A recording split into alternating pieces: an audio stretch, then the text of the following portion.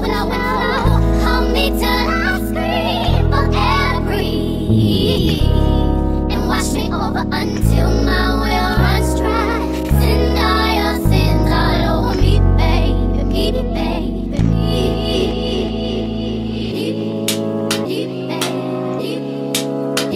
What it do, Oreo McFlurry? It's me, Keisha, aka Color Me Pynk, and I am here with tonight's All Tea, All Shay Love and Hip Hop Miami Season 4 Episode 20 review.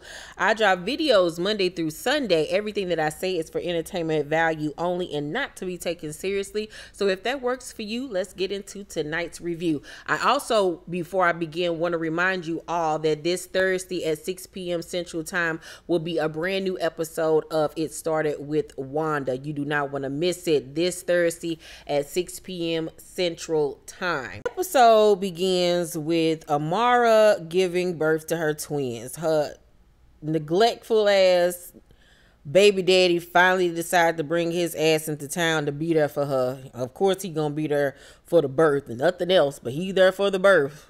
Lousy ass nigga. I wouldn't even want them there for that. But you know, she desperate to hold on to him, so I guess, child. We then see Suki on a date with her boo thing Kill Bill, who I love. He's my favorite now. I just want to give him a hug. And, you know, she talks about her career and they talk about how busy they've been. And she decided to keep her friends on, even though her management and the celebrity dance choreographer Richie told her that they need to clean house, which she honestly does. You can't take everybody along with you, and I understand that she wants to give her friends chances, but they gotta want and be hungry for the chance and want to elevate themselves. The way that they acted at that concert, ain't no way. Ain't no way you're going to be yelling and screaming in the hallway, embarrassing me, embarrassing my brand, and I'm giving you an opportunity of a lifetime. You see the same thing happen with Big Frida when Big Frida had her show, and how he was trying to keep his friends and stuff on. And it wasn't until he cleaned house that his career really started to soar and take off. And look at where Big Frida is now. Like, Suki gonna have to, you know, listen, but she gonna have to go through some things to honestly get there where she sees where everybody is telling her right. So she then goes on to tell Bill that she miss her cousin Isaiah. She want him around and stuff. But Bill don't like him. He don't like him. But, you know, that's her family. So once again, she gonna do what she want to do. We then see Trick Daddy in New York to do an interview at the Breakfast Club for his 25th anniversary of his first album. That is a huge, huge accomplishment. So shout out to him for that. You know, this is the infamous interview where he say he won't divorce Joy unless he get a new woman who wants to get married, and that, you know, anybody she date is his boyfriend-in-law, and anybody he date is her girlfriend-in-law, and she gonna go to hell with him because they gonna stay married. And he says that the only way he will divorce her is if she stop using his name. He says that she uses his name, I guess, for clout and to get things or whatever.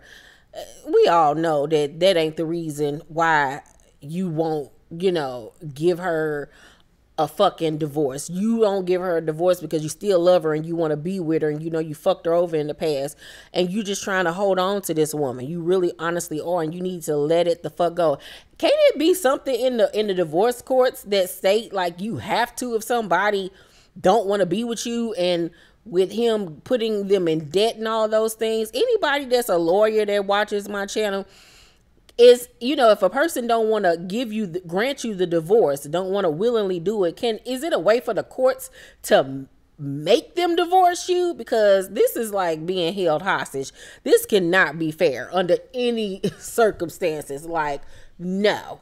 So we see Joy go to see her mom.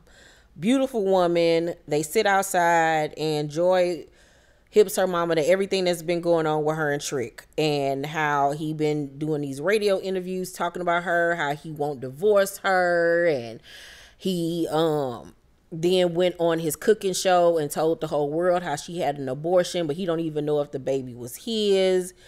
And, you know, she just becomes upset and starts to cry because that's embarrassing. Like, why would you tell that to the world. First of all, that was that girl's business. And then to question her integrity and her faithfulness. How about, I wouldn't have wanted to kept no baby by you neither if I was married to you when you was out here, drinking and drugging and fucking other bitches. You even said you didn't treat her right. You know what I'm saying? So who want to bring a baby into all of that? I wouldn't have. And so, she's crying, and I felt so bad for Joy because she tells her mama that, the divorce was thrown out because the lawyer dipped on her. So now she got to start the process all over again. And her mother was just like, why would he do something like that? Why would he say something like that? Her mama was like, I knew he was ignorant, but I didn't know he was that ignorant. She was like, before I go on to glory, I just want to know that you have gotten this thing settled and that you have gone on with your life and is happy. And she was like, I think that that's his problem, is that he never met a woman like you. You're educated, you're smart, and you made it without him. And he didn't think that you was going to be able to do that. And Joy was like, making that decision to have an abortion was really difficult and hard for her. It was scary for her. And, she was like, I'm going to have to deal with God with that. And to imagine, our abortion rights being taken away, like, it's fucked up. And so she goes on to tell her mama that she is just tired and she gonna get this done. And I want her to get it done, goddamn it. Hell, if I was a lawyer, I'd work for her as pro bono, because should nobody be tethered to somebody they don't want to be fucking tethered to no more. That's just despicable. And Trick ought to feel shame. He probably don't, but he need to feel shame, like, because that girl didn't do nothing to you. She left your ass because you weren't doing right by her. So stop it. So we then see Suki cousin Isaiah working at the dollar store, honey, out in Liberty City, in the hood, child. Like, in the hood, the girls in there looking for them dollar lashes. I remember when I used to be in there getting them dollar lashes too, child. Them used to come in handy. Suki ass pop up at the goddamn dollar store acting a monkey, throwing shit, grabbing teddy bears, hollering his name. This shit was scripted as hell. I do not believe that this shit is real, because ain't no motherfucking way. So she confront him and say, that, you got you a little job at the dollar store and act like you too good for your family. I don't even care that this is scripted, honey. I just want Suki to have her own damn show with her family, because this bitch is ignorant, bro. So he was like, yeah, I did borrow the clothes for my music video, but we gave them back. The girls gave them back. Meanwhile, your homegirl Sapphire, the one that's been stealing from the store, she all on the gram in your shit. So Suki like, all right, I'm gonna handle that. I'm gonna talk to her or whatever. So it was just a cute little funny scene. It just tickled me to death. Like, I want to see a whole damn reality show based in this Liberty City dollar store, because it was just so colorful and ghetto, and I was here for it. MJ accompanies his sister Shay to her ultrasound. She's getting a 4K ultrasound done on her baby girl. And on the way there, she was like, so did you see that picture that Amara posted on Instagram with her and Alan? And he was like, yeah, I saw that. So in her confessional, Shay tells us that Amara full of shit, acting like she just met Alan on a humbug in the Dominican Republic, when actually she was introduced to him via MJ, because that's his partner. And I'm like, whoa, whoa, whoa, whoa. The floodgates have opened, because we did not know that bit of the story. Okie dokie. So she was like, yeah, she a homie hopper. She up here fucking the homie. So she was like, after she posted it, I made sure to post your interview with Tasha K, where, he was saying that Alan betrayed him. Like, they both betrayed him. She was like, because I just want everybody to know what the real true tea is, that this girl ain't shit, and that she won't own up to the fact that she ain't shit.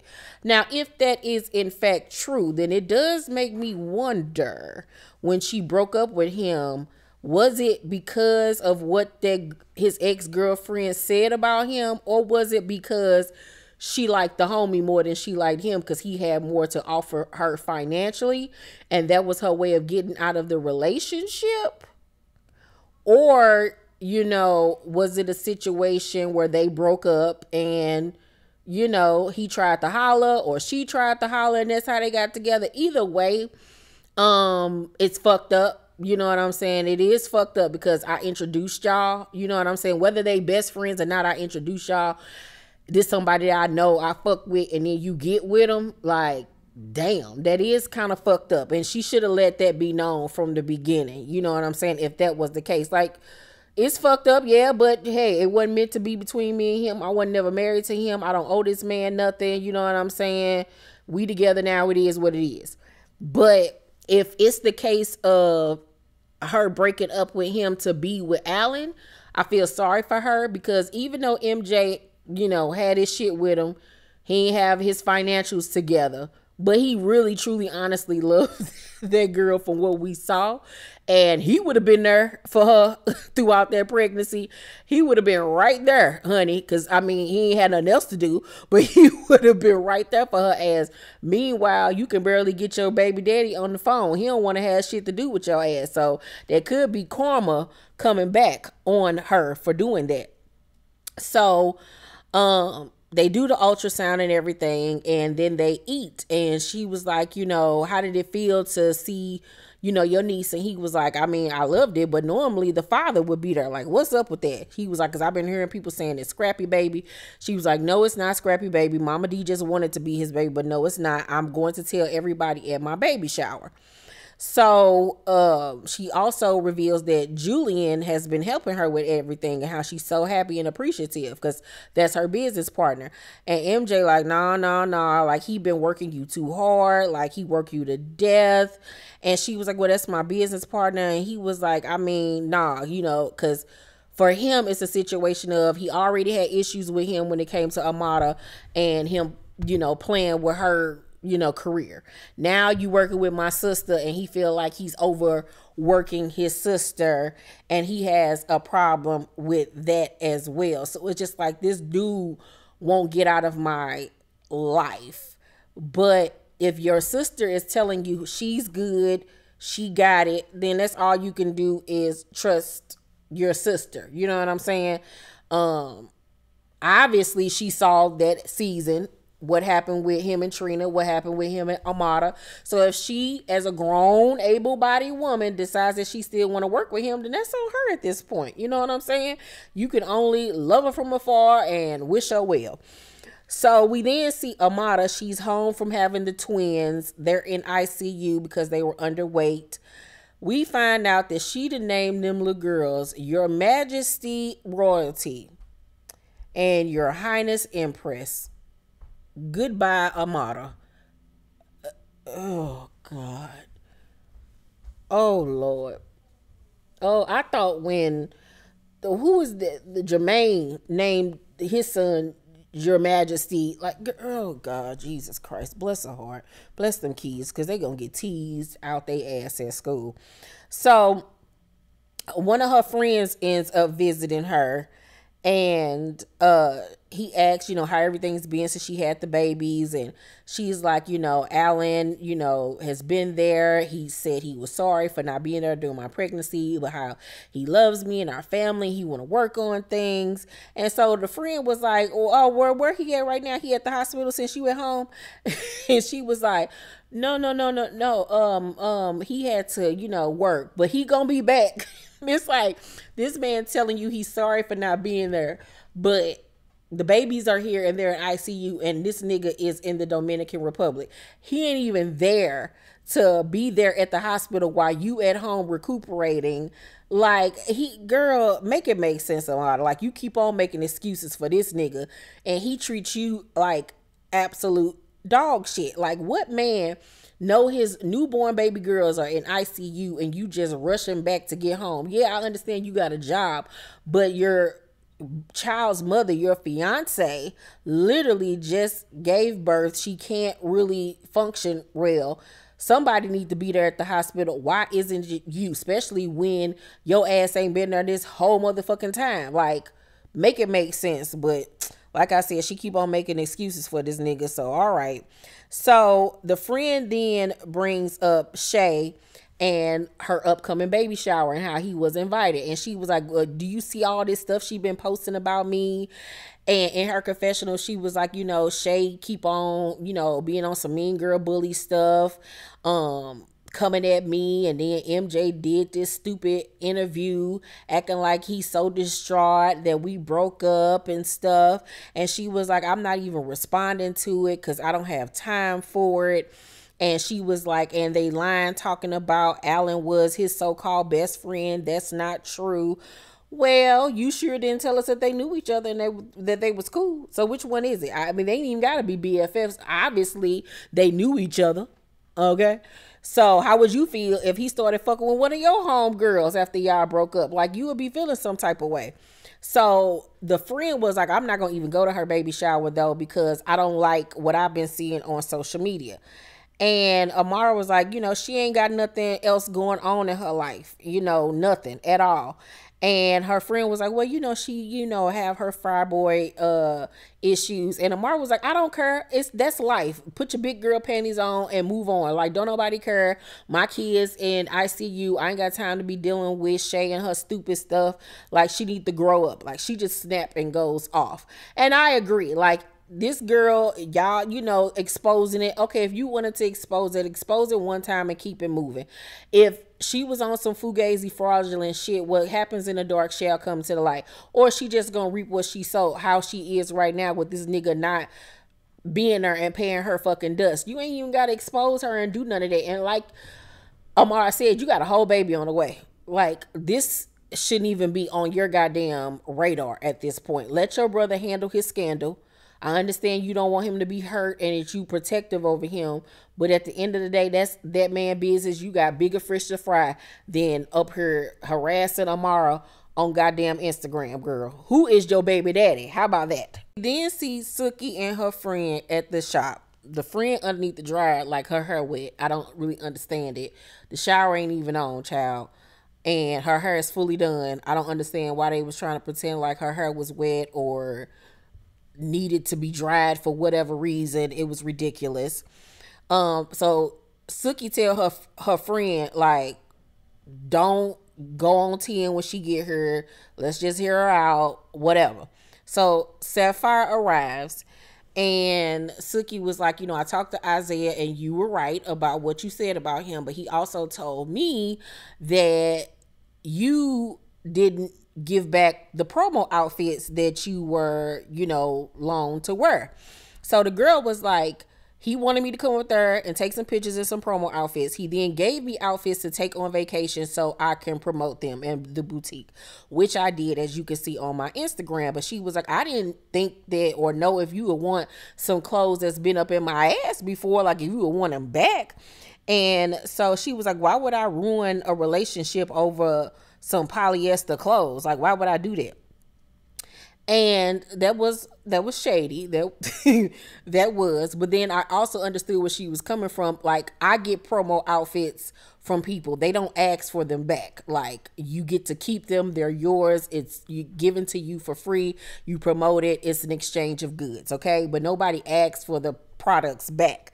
So, the friend don't believe her. She like, girl, she lying or whatever, roll her eyes. And the girl Sapphire was like, once again, I don't need to steal no polyester clothes or something like that. And Suki was like, see, you taking digs like you taking shots. So I'm going to get the fuck on up out of here before it go left, because I don't appreciate how you keep on calling my clothes polyester. And the friend was like, but they are, but so what? Like, it is what it is or whatever. I still ain't going to steal them. So the friend was like, I'm about to slap this hoe. And she was like, slap who? Slap who for what?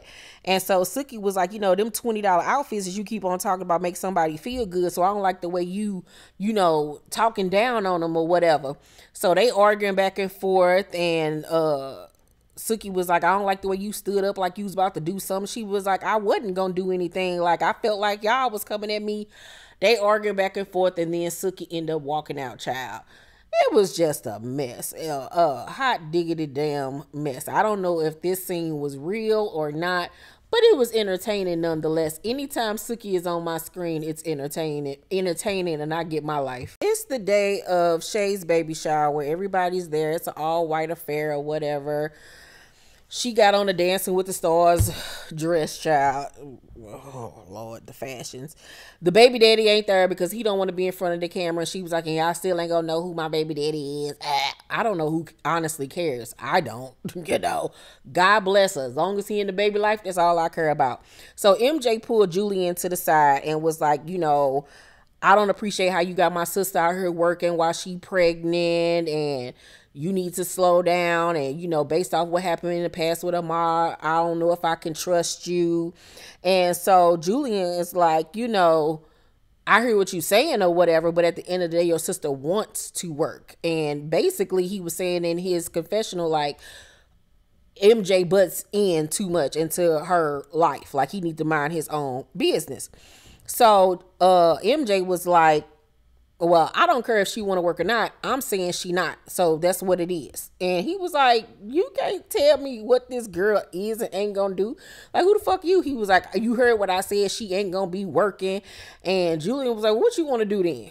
And so Julian, what's his nigga name? MJ, like, stand up. I don't even know if he was gonna swing or not, but security ended up jumping in. Shay, like, what is going on? Because she heard them arguing, and it's just a mess. It's like, MJ, sit your ass down somewhere. Why are you here with a red hoodie on in the first place? This is your sister's baby shower. This is supposed to be a day of joy. You could have handled this shit at another time, and it wasn't your place to even go and involve yourself in their business. It just wasn't. So of course Shay is upset. She's crying, and she feels like MJ is only acting out and mad because of Amara. She is embarrassed by the whole thing. She like, let's go, let's get out of these people's space. Like, she don't even want to be there no more. She's highly upset. She hiccuping, she crying. I felt bad for her. I really honestly did. So Shay even tells him, like, you out of pocket. You are straight out of pocket. You know, it's a time and a place for everything. And MJ was like, nah, I'm the bad guy. So Shay leaves, goes and gets into the car, and MJ is at the car door with her. She was like, you ruined my shit. I ain't stupid. I know this over there bitch Amara. And he just walk away, and she's pissed, and the whole thing was just ruined. And I would have honestly slapped the shit out of him if I was her. And then at the end of the episode, we see Amara bring her babies home. Really cute little girls. It was mighty funny because she was alone still. Baby daddy was nowhere to be found. That nigga was not there when your babies come home from the hospital. But you keep on giving this nigga so many chances. Because you going to make this family complete. You just trying to make fetch happen. Not realizing you basically had a baby by a fuckboy deadbeat. The pattern is looking like it's about to repeat itself. Because no matter how much you beg this nigga, he still ain't there. What man ain't going to be home when his kids come home from fucking NICU? Like, make it make sense, girl. That man can make all the excuses in the world about work, but it's certain things that need to come before work, and that's your children. So good luck with that, girl. Oh, so that's my review of Love and Hip Hop Miami. I'm going to give tonight's episode a C+. It was cute. Seemed like next week's episode is going to be way more energetic and ratchet, and I cannot wait. Let me know what you guys thought about tonight's episode down below in the comment section. Make sure to thumbs up this video, like and subscribe, and hit that notification bell button. I love you guys, and I will see you on the next video. Bye.